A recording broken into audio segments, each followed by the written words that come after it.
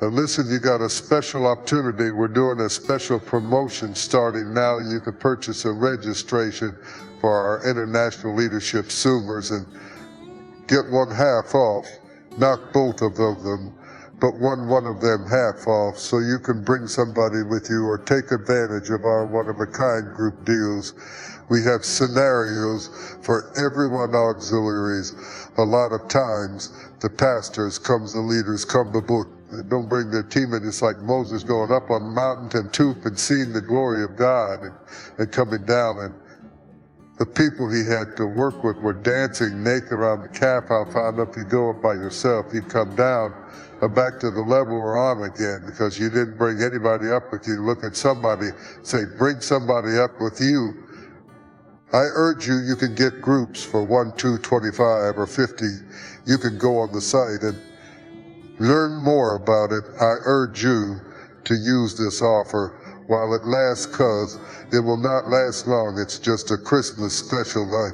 This is our Black Friday. Anyway, I urge you to y'all all miss it. I hate it when y'all miss something I'm trying to be funny. It just hurts my feelings so bad and I'm auditioning in case y'all fire me. I could do stand-up comedy or something for a little bit. I tell you what, back to the corner, I could give a run for the money. Don't laugh at me now. I urge you to use this offer while it lasts and take advantage of the experiences set up for you nevertheless. The occasion to glean wisdom from today's leading experts has never been more critical. Please don't sleep through this, and I'll try not to go off on it, because I just came back from Atlanta talking about the urgency of right now, the prevailing change, the paradigm shift of our time, the entrance of AI, the inflation that we're dealing with, the economy, the coming up, but the inflation not going down. You have to be the creative leader. The stress, the pressure, the fatigue, the frustration. Just because you wear a collar doesn't mean that you have mental health. Just because you have a corner seat in a corporate office doesn't mean that people don't get on your that last one my wife has a jar in the house, says mama's last nerve, I stay away from it. I dance all the way around that nerve, cause I don't know what'll happen if. I get that last nerve now, that next to the last one I will get on it in a minute, but that last nerve, you wouldn't like me. If you made me mad, most of you know that the theme of our event is timing, is everything. And it's not just a slogan or an idea if we don't take advantage of time and be proactive more times than not. We end up reactive after we are assaulted, after we are wounded, after we are fired, after we are in trouble, then we go to God. But if we would seek the Lord early, the whole purpose is to seek the Lord early, get ahead of it, and find out what you need to do to be prepared. God is a prepared blessing for prepared people. And I want to be prepared. I don't want to get ready. I want to stay ready. I would say get ready, sign, get ready, get ready, get ready, get ready years ago. If you ain't ready now, I don't know what to say for you, that's all. I could do so and take advantage of that. It's March 21st through the 23rd. There's information on the screen amongst the mighty preachers that we have. I'm so proud of our life. This year, it's one of the most. We got everybody, Gen X, Gen Y, Millennials, J, Q, Gen R, Boomers, Beamers, they're all going to represent, from Jake and Jones to Sarah Jakes Roberts to just about everybody you can think of. I resent the fact that you all didn't start clapping till I saw Jake Roberts. I'm terribly offended by that. No, we've got Keanism, we've got great, yeah. Go ahead. Clap, go ahead, I can't beat it. Can't beat it, just join. Listen, it's some of everybody.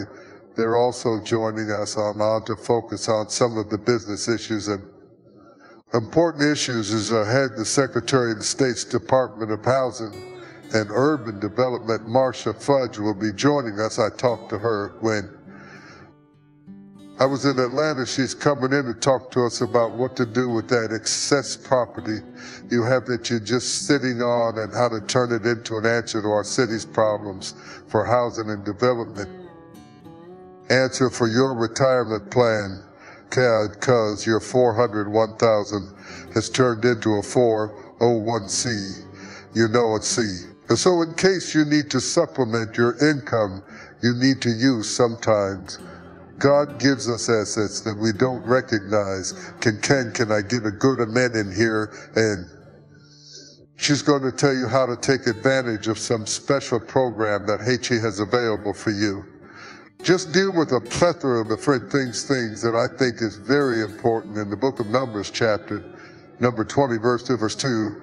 13, there you will find the reading of the word of the Lord. Open your hearts and your minds as we contemplate the text, that we might extrapolate from it the substance that is necessary to sustain us through the vicissitudes of life. We thank our God for sustaining us through winter, summer, and fall. You sustain us at every age and stage. You sustained us. When you have it, say amen. Numbers 20 and 2, and there was no water for the congregation, and they assembled themselves together against Moses and against Aaron. And the people strove with Moses, gave him a real hard time, and spake, saying that we had died when our brethren died before Jehovah, and why have you brought the assembly of Jehovah into the wilderness, that we should die there, we and our beasts? And wherefore have ye made us to come up out of Egypt, to bring us into this evil place? It is no place of seed, or figs, or vines, or pomegranates, neither is there any water to drink. In Moses and Aaron went from the presence of the assembly. I don't blame them. Under the door of the tent of meeting, sometimes you got to get away from folks, and fell upon their faces in the glory of Jehovah. Jehovah spake unto Moses, saying, take the rod and assemble the congregation.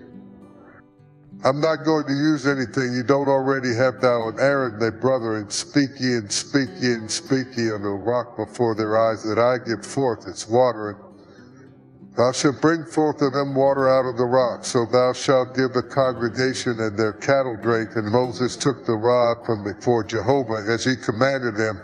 And Moses and Aaron gathered the assembly together before the rock. And he said unto them, here now, ye rebels, this was hot, here now, ye rebels, shall we bring you forth water out of this rock? Then Moses lifted up his hand and smote the rock with his rod twice, and water came forth abundantly. Somebody shout abundantly, abundantly, and the congregation drank in their cattle. And Jehovah said unto Moses and Aaron, and she believed not in me to sanctify me in the eyes of children Israel of Israel, therefore ye shall not bring this assembly into the land which I have given them. These are the waters of Meribah, because the children of Israel with Jehovah. And he sanctified, and he was sanctified in it. And you see, say amen, amen for the next few moments. I would like to talk to you. You might not be in this place right now, and you might not need it today, but say that you'll need it tomorrow. I want to talk to you from the subject, working through hard places. Working through hard places, and doubt me, so with your grace empower me. With your present vigorate this clay body, the kind of glory, there's a kind of breath of rights, enables it to function in supernatural ways. Translate me out of my flesh into the kingdom of your dear Son. Let me feed the flock from beneath math, all of the fancy frowley of this occasion. Truth of the matter is, many are working through hard places. We're dancing, but we're working through places. We're smiling, but we're working through hard places. We even clapped our hands, but we are working through hard places. Anything you can tell us that will help us with what you have for us to do, we are.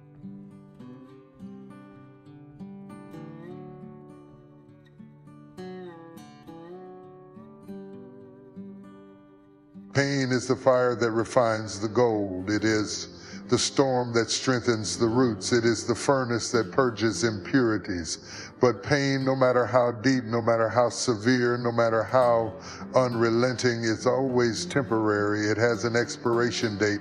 It has a limit. But my purpose is eternal. My calling is greater than my crisis. My destiny is bigger than my despair. And if I hold on through the storm, I will see the sun again. Too many of us get stuck in the cycle of suffering, believing that the pain we feel today will last forever. But let me tell you something. Pain is not permanent. It may shake you, but it cannot shatter you. It may wound you, but it cannot wither you, because greater is he that is within you than anything that comes against you. You were created for something beyond this moment. You were built for something beyond this burden. Have you ever watched a mother in labor? She groans, she cries, she struggles through the pain. But when that child is placed in her arms, she forgets the anguish, she forgets the agony. Why? Because the purpose that was birthed was greater than the pain that preceded it. Some of you are in the middle of labor pains right now. You are pushing through tears, through trials, through turmoil, but what is coming out of you will be worth every tear you've cried. The joy that follows will be greater than the sorrow that tried to stop you. If you quit in the middle of your pain, you forfeit the reward on the other side. If you surrender in your suffering, you never see the glory after the struggle. That is why you cannot afford to give up. That is why you cannot afford to bow to despair. There is too much riding on your endurance. The enemy knows that if you hold on just a little longer, you will break through. And so he sends distractions, he sends discouragement, he sends deception, anything to make you believe that your current struggle is your permanent reality. But I came to tell you, your pain is lying to you. It is not here to stay. Every great person who has ever walked this earth has encountered seasons of suffering. Moses wandered in the wilderness. Joseph was betrayed and imprisoned. David was hunted like an animal, but their pain did not define them, their purpose did. And when they refused to surrender to suffering, they stepped into their destiny. What about you? Will you let pain dictate your future? Or will you rise up, shake off the dust, and declare, my purpose is greater than this momentary affliction? The Apostle Paul said, these light afflictions, which are but for a moment, work for us a far more exceeding and eternal weight of glory. In other words, what you are going through right now is preparing you for something far greater. Your pain is not wasted. Your tears are not in vain. Every struggle, every setback, every sleepless night is an ingredient in the recipe of your breakthrough. Do you think diamonds are made in comfort? Do you think gold is purified without fire? No, the very things we value the most are formed in the harshest conditions, and so are you. You are not being destroyed, you are being developed. You are not being crushed, you are being created. Your pain is not a sign of your end, it is a sign of your elevation. If you could see what God is preparing for you on the other side of this pain, you would not weep, you would worship. If you could glimpse the doors that will open, the favor that will be released, the anointing that will flow, you would not fear, you would rejoice. That is why the enemy fights you so hard. That is why the trials seem relentless. He is terrified of what will emerge when you survive this storm.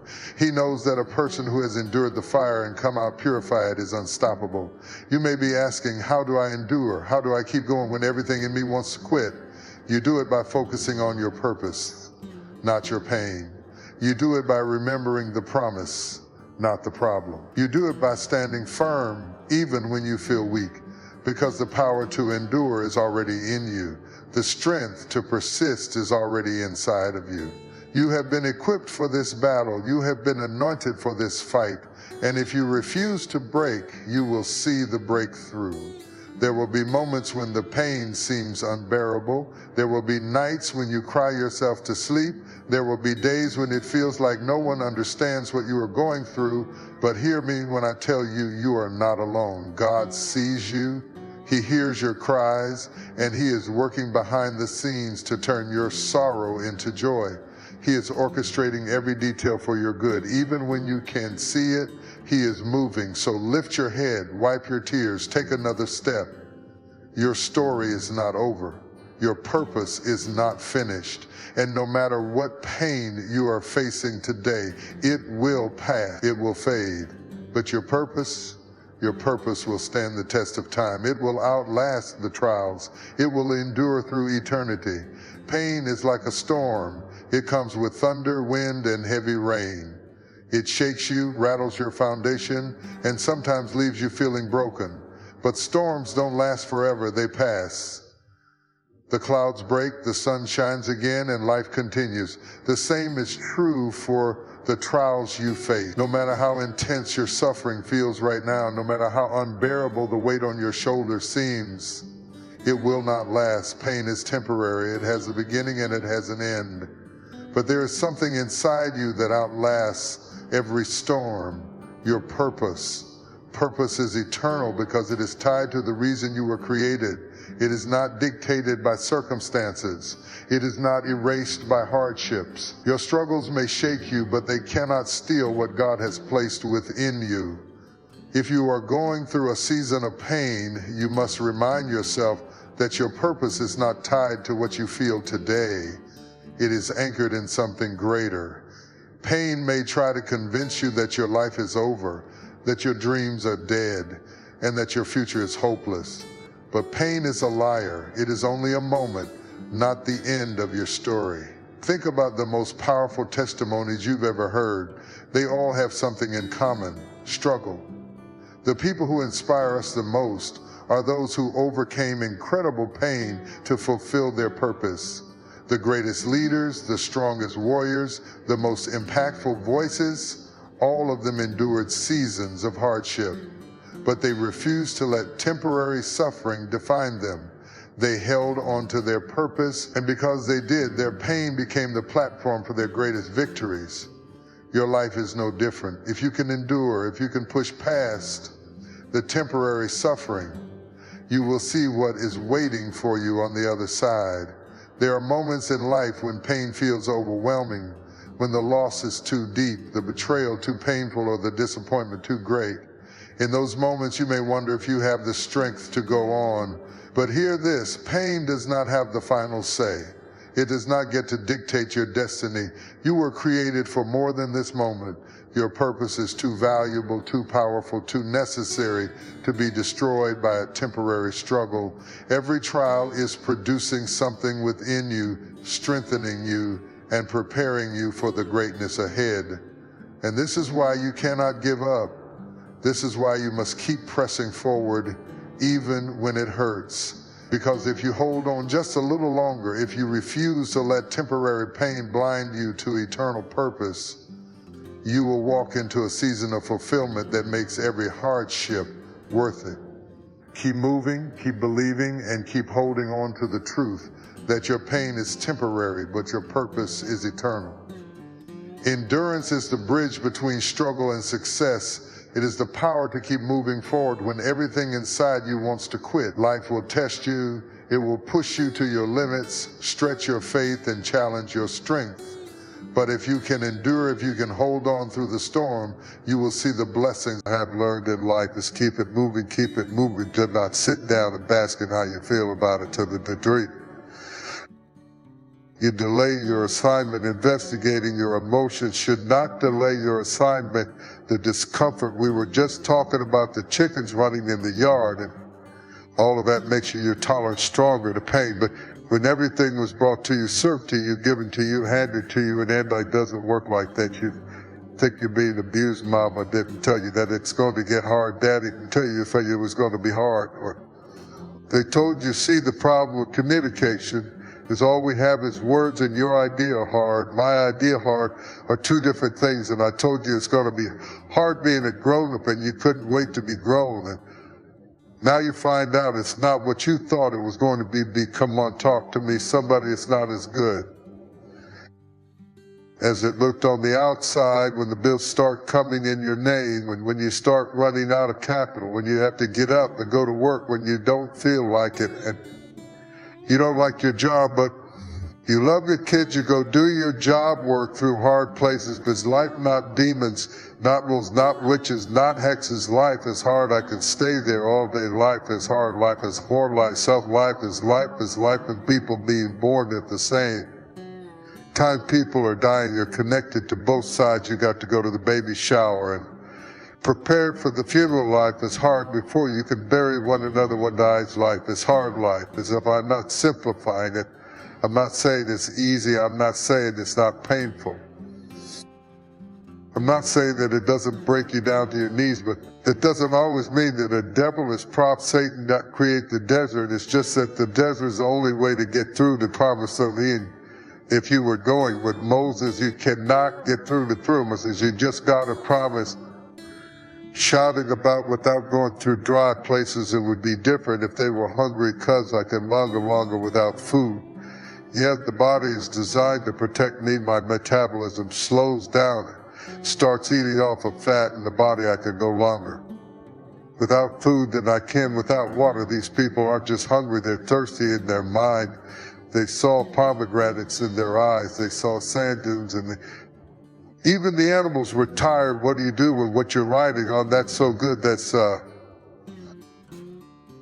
so good gets tired eventually, no matter how strong of a camel I may be. If you take me through enough drought, I'm going to get tired. That's why it's dangerous to rely on people, because the person you're dumping on has many problems as you do. And initially they had the capacity to absorb the extra weight, but eventually necessity necessitates that I have to let you go because I had problems.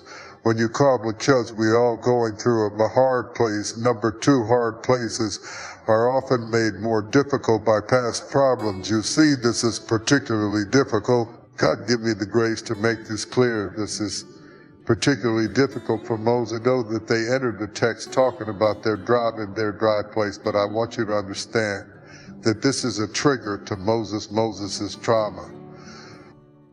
Because Moses' identity relies on their affirmation. You see, Moses, you will remember, is a Hebrew crowd that escaped the massacre by being raised in Egypt, so he is raised like an Egyptian. But genetically, he is a Hebrew, which alone creates an identity crisis. He wasn't raised with the heritage of the Hebrews, raised with the heritage of the Egyptians, speaking the language of the Egyptians, and yet having an affinity for the Hebrews. While Moses is homeless, he cannot go back to what raised him. And if the people that he has now been assigned to reject him, it is not just rejection that he's dealing with, it is identity. Because if you hate me, who am I? And Moses, who I believe to be one of the greatest leaders of the Old Testament, Moses, who God said, other prophets have I spoken to through dreams and visions, but of my servant Moses will I speak to face to face. Moses, who had direct access to God. Moses, who could walk into the temple and God would appear. Moses, who was as anointed as anybody. Moses, who could turn the sea to blood. Moses, who could part the Red Sea and bring the children of Israel across on dry ground, does not negate the fact that internally you can have a hard place that people don't see. They can't see it because they are camouflage in your successes, and you can be so successful that people deem you not human. They love to make you a hero so that they can kill you for being like them. But we do it all the time. Look, we let this take people up so that we can watch them fall down all the way back to the gladiators, and Rome thousand gather to watch them die. We are a bloodthirsty people. Good news travels slow, bad news travels fast. Bad articles make the front page, or actions of our in the back of the newspaper, just a line or two. We apologize. We were mistaken when we said so and so.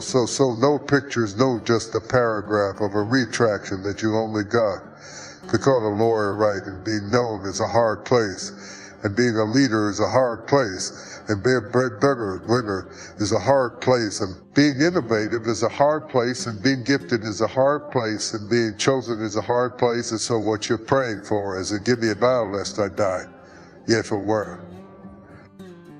You're asking for a hard place. The same person who says, give me a child lest I die, holds her stomach filled with twins and says, why am I asked for the baby, not the pregnancy? You didn't tell me it was going to be twins. What's going on? That the twins were going to fight in my body. I did not ask for this hard place. I asked for pomegranates. I asked for figs. You answered with dust and freezing nights and scorching days, and no rivers run through this desert. And you performed a miracle, but now the miracle's dried up too. And when we get in a hard place, we get vicious, we get toxic, we get hard to deal with it. Sometimes nobody can see your hard place. The hard places in your life were never meant to break you, they were meant to build you. Every struggle, every setback, every tear you've cried has been a tool in the hands of God, shaping you for something greater. You may not understand it now, but trust that God wastes nothing. The pain, the pressure, the isolation, they're all working together for your good. Just like the olive must be crushed to produce oil, your struggles are producing an anointing that will propel you into your destiny. Do not despise the process. What feels like the end is just the preparation for your next season of victory. So hold on. Keep the faith and keep pressing forward. When you look back, you will see that the hard places were the very thing that pushed you into promise. God is faithful. He will not leave you in the fire. He will bring you through it stronger, wiser, and more powerful than before. You are not buried. You are planted. And in due season you will rise, stay in the fight, keep trusting, and watch how God turns your trials into triumphs. Your breakthrough is coming. Don't give up now.